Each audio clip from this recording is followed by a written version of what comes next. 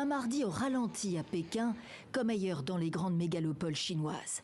Restaurants, musées, parcs et écoles fermés dans la capitale. Quartier bouclé, il faut montrer patte blanche pour passer. C'est le retour du confinement et le retour des contingents de personnel mobilisés contre la Covid après une explosion du nombre de cas positifs ces derniers jours. 30 000 cas, la plupart asymptomatiques. À l'échelle de la population d'1,4 milliard habitants, c'est peu, mais c'est proche du pic d'avril et suffisant pour réinstaurer la discipline nationale liée à la politique zéro Covid. Les Chinois eux-mêmes se disent un peu perdus. Comment je peux dire ça?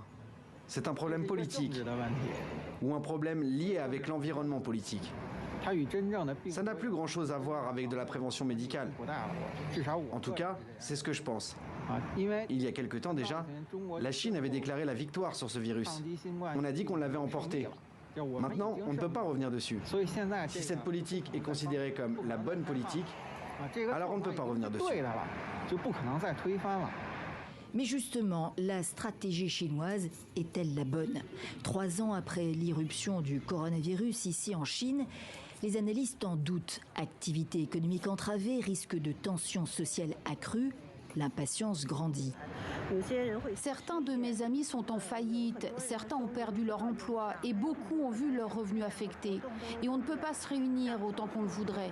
Ce n'est même pas possible de voyager. Les gens peuvent partir en voyage d'affaires, mais ils ne sont pas sûrs de pouvoir revenir. Alors on espère vraiment que tout ça va prendre fin.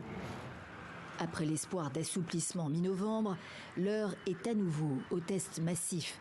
Pour nombre de responsables chinois, la politique anti-Covid des autorités a du plomb dans l'aile, mais exprimer un désaccord n'est pas envisageable, ce serait désavouer le président Xi.